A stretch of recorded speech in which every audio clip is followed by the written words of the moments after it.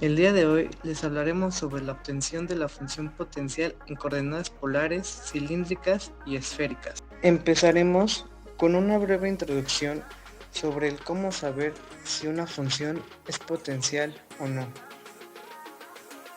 Para ello, necesitamos calcular el rotacional de la función y esto también nos ayudará a saber si la función es un campo conservativo o no.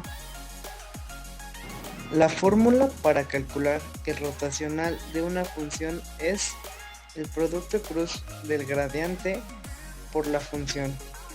Si el producto cruz del gradiente por la función es igual a 0, esto quiere decir que es irrotacional y por lo tanto es un campo conservativo. Entonces podemos concluir que f es igual al gradiente por la función potencial. Conociendo estos detalles, procederemos a tener un pequeño ejemplo de cómo aplicarlo de manera correcta. Como ejemplo, tenemos el siguiente ejercicio que dice: se define el siguiente campo vectorial f de x, y igual a coseno de y más menos x seno de y más x, en un intervalo de 0 a pi. Demostrar que el campo vectorial es conservativo. De ser así, obtener la función potencial.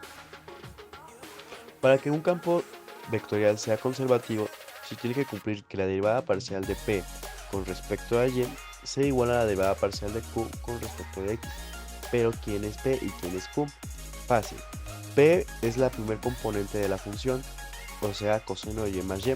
En cambio, q es igual a la segunda componente de nuestra función, o sea, x seno de y más x. Sus derivadas parciales se van a obtener en p con respecto a y en q con respecto a x.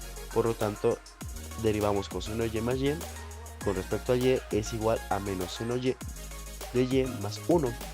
En q derivamos con respecto a x. La derivada de x, una función que está elevada a la 1, es igual a 1. Entonces, menos x es menos 1.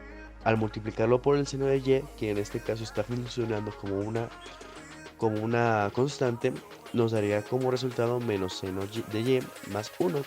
Lo que nos demuestra esto es que f efectivamente es un campo conservativo, ya que sus derivadas parciales son iguales.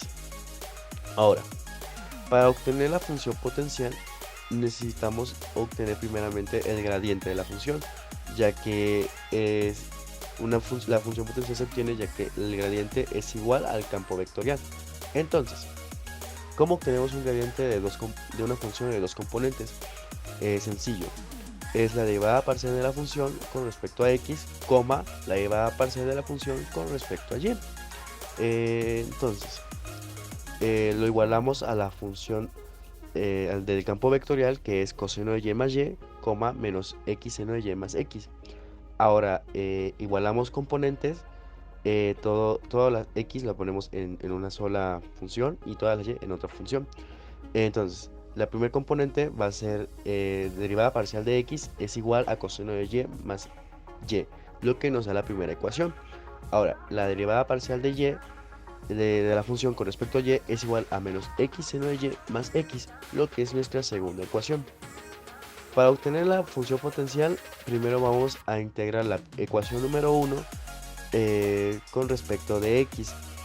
Entonces, tendremos una ecuación, tenemos una integración parcial, coseno de y más y con respecto a de x. Aquí coseno de y y están funcionando como una constante, por lo tanto solo tenemos que multiplicarlo por x para obtener la integración. Entonces nos queda coseno de y más y por x más una constante. En este caso, como estamos considerando que las y son constantes, la constante no va a ser simplemente una c, va a ser una constante que esté en función de y, por lo tanto es g de y. Posteriormente resolvemos algebraicamente la función que obtuvimos de integración, lo que nos da x coseno de y más xy más g de y. Nuevamente tenemos que derivarlo, pero ahora en función de y. lo que nos da menos x seno de y más x más g' de y. Igualamos esta última expresión con nuestra segunda ecuación, que es menos x seno de y más x. Esto con el fin de obtener cuánto vale g de y, lo cual nos da que g' de y es igual a 0. Al integrarlo nos da una constante, que ahora sí es una constante c. En otros casos nos puede quedar una función en respecto de y. Si nos da de esta forma tendremos que integrar y para saber cuánto vale y ahora sí poder sustituirlo en la ecuación que integramos anteriormente, que es x coseno de y más xy más g'. ¿Cuánto vale g'? G de y vale c. Por lo tanto, nuestra función potencial en este caso es f de x, y igual a x coseno de y más xy más c. ¡Ey! ¡No te vayas todavía! Aquí tenemos más videos que te pueden gustar.